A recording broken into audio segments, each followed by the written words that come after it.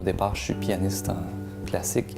J'ai toujours intéressé par tous les genres de musique, par contre, et j'ai touché à tout plein de choses. Et c'est au Cégep Saint-Laurent et à l'Université de Montréal que je suis intéressé plus à la composition musicale. Et donc, c'est là que j'ai découvert, entre autres, la musique électroacoustique et la musique plus expérimentale, la musique contemporaine. Et de là est parti mon parcours créateur, de création. Et rapidement, je me suis intéressé aux nouveaux médias comme la vidéo-musique, un genre artistique qui vient de la musique électroacoustique avec un support visuel abstrait. Et à la base, ce genre-là, c'est pour un médium fixe. Donc, on s'installe dans une salle noire, on regarde le film avec un orchestre haut-parleur. Et moi, ce qui m'interpelle depuis le début, c'est de ma carrière, c'est le côté vivant de la performance. Donc, d'avoir un musicien sur scène, un ou plusieurs musiciens, et dans le fond, l'essentiel de ma recherche, dans le fond, c'est que je travaille sur l'hybridité entre la technologie et les musiciens et différents médiums.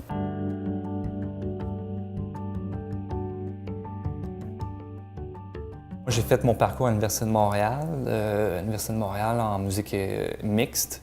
Donc, j'ai fait des cours en musique électroacoustique et en musique instrumentale. Et en musique électroacoustique, on touche à la programmation sonore. Et là, j'y ai découvert le logiciel Max MSP à l'époque, qui permet de faire des algorithmes, de programmer des algorithmes autant au niveau du son qu'au niveau de la vidéo. Donc, là, finalement, après ça, c'est de manière autodidacte là, que j'ai appris tous les logiciels aussi connexes là, qui m'ont permis de faire ça. Là. Donc, des langages de programmation, des langages aussi, des moteurs de jeux vidéo, par exemple. En ce moment, d'ailleurs, je travaille sur un projet qui s'appelle Video Phase. Puis ce projet-là est très inspiré de la musique minimaliste. Donc, Steve Reich et Philip Glass, qui ont été les investigateurs de ce genre-là, m'ont beaucoup inspiré dans ce projet-là, mais je m'intéresse aussi à d'autres genres aussi. Je compose aussi dans d'autres genres de musique aussi, donc j'ai plusieurs facettes là, dans ma carrière. Je touche d'ailleurs aussi à la musique d'application, donc au service d'un autre art, par exemple, que ce soit le théâtre, la danse ou le film, ou même la publicité. Donc, je suis quand même très diversifié comme compositeur de musique en ce moment. Ce qui m'attire le plus, encore une fois, c'est l'hybridité des genres, donc le mélange de la musique avec d'autres arts extra-musicaux.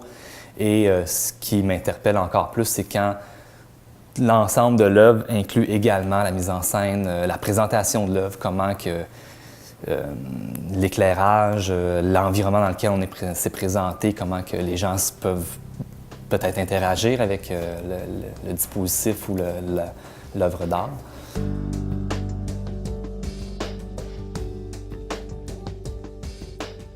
Fit in the Crowd, c'est parti d'un triptyque musical. Donc, c'est 3 pièces sur lesquelles j'ai travaillé il y a plusieurs années, qui étaient pour clarinette basse et dispositifs audiovisuels interactifs.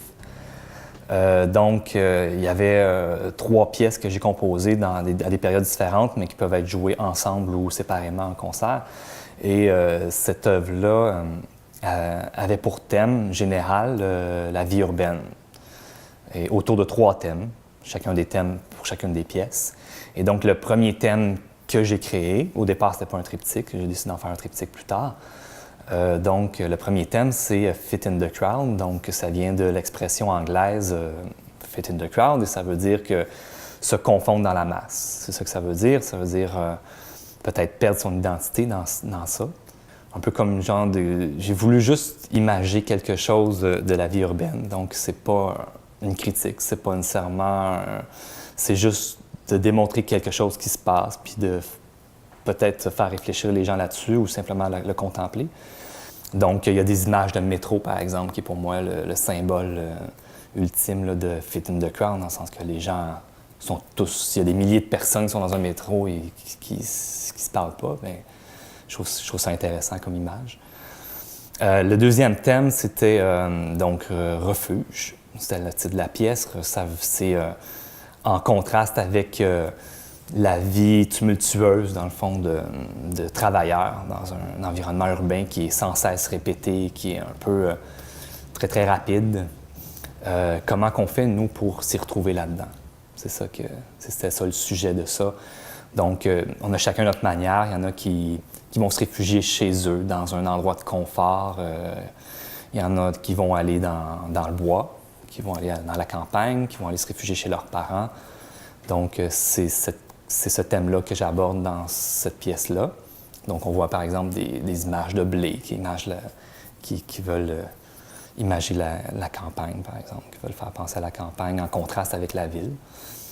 Et finalement, la dernière pièce, c'est Fit in the Glitch. Donc là, c'est... je voulais juste... Fit in the Glitch, c'est nous faire réaliser à quel point nous sommes bombardés chaque jour de stimuli visuels, constamment, que ce soit par la publicité, surtout la publicité, mais aussi par les panneaux de signalisation, par énormément de choses constamment, et on en est même plus conscient de ça. Et là, Fit in the Glitch, ça réfère au bruit, finalement, glitch. Puis c'est comment tout ça est rendu du bruit tellement dense qu'on s'y retrouve, on s'en rend même plus compte, finalement.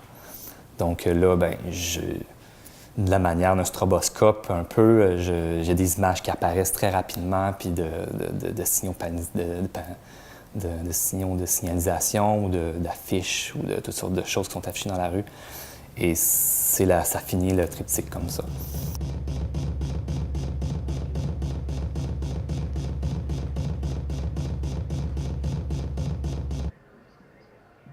La bande sonore du projet Fit in the Crowd a été conçue à partir de phrases qui ont été narrées par des gens devant mon microphone. Et ces phrases-là sont diversifiées et sont dans plusieurs langues. Donc, le but étant qu'on n'en perçoit pas vraiment le sens complètement, mais si on perçoit l'oreille très attentivement, on peut entendre des phrases qui peuvent ressortir de temps en temps. Et les éléments plus musicaux qui peuvent apparaître avec les séquences sont en lien direct avec l'œuvre musicale dont elles ont été extraites, finalement.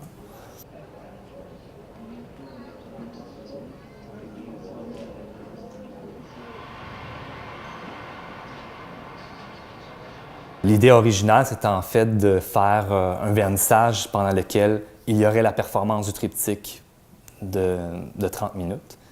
Et à cela se juxtaposerait l'installation interactive avant et après, puis il pourrait y avoir comme différentes performances comme ça. Donc la première étape, c'était de réaliser l'installation, ce que j'ai fait aujourd'hui à la Maison de la Culture Frontenac. Donc ce qu'on voit dans l'installation, c'est un mélange du triptyque. Il n'y a pas de séparation entre les trois thèmes. Les trois thèmes apparaissent simultanément avec les séquences vidéo qui sont déclenchées par les visiteurs.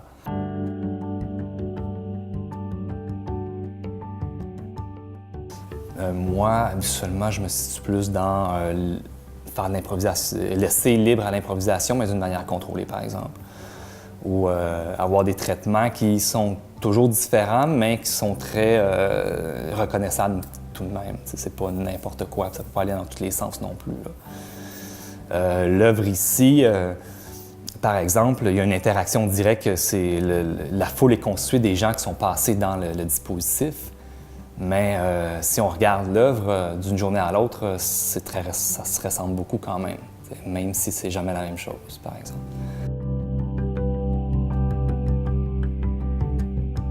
Fit in the Crowd a deux niveaux d'interaction.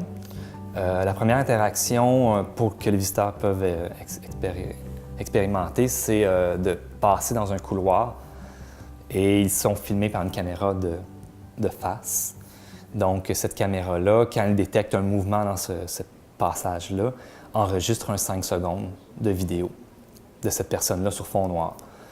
Donc par le biais ensuite de traitement vidéo en temps réel, la vidéo est concoctée et envoyée vers un ordinateur que lui prend cette vidéo-là et l'inclut dans une foule en temps réel, de manière algorithmique. Donc, les 18 dernières personnes qui sont passées par le dispositif sont projetées sur l'écran de manière aléatoire, avec différentes duplications de leurs instances. Au travers de ça, il y a des images préenregistrées qui sont incrustées pour compléter l'image avec aussi des images de voitures, des trucs comme ça.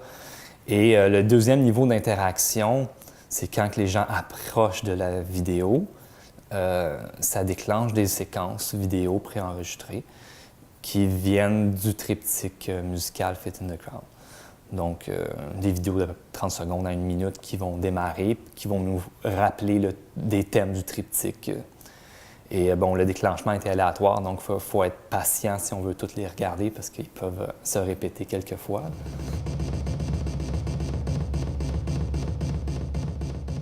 Cette œuvre-là ne prétend pas démontrer, ou en tout cas de nous faire réaliser à quel point nous sommes filmés tous les jours à notre insu ou sans notre consentement, puis que ça soit diffusé un peu partout sans qu'on le sache ou plus qu'on le pense.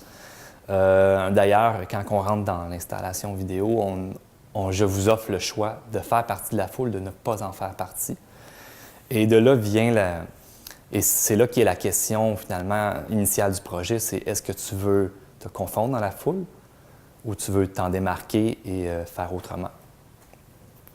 Donc, je laisse le choix aux gens je laisse la question aux gens et je leur laisse le choix d'en faire partie ou pas. Donc, il n'y a rien de caché ou rien de surprenant dans le fait de se retrouver dans l'image par la suite.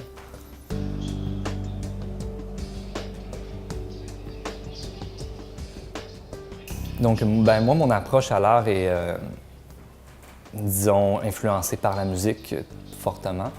Donc, des choses abstraites qui viennent toucher les gens, c'est quelque chose qui m'interpelle. Même si dans cette œuvre-là, il y a quand même un concept derrière, il y a presque une narration.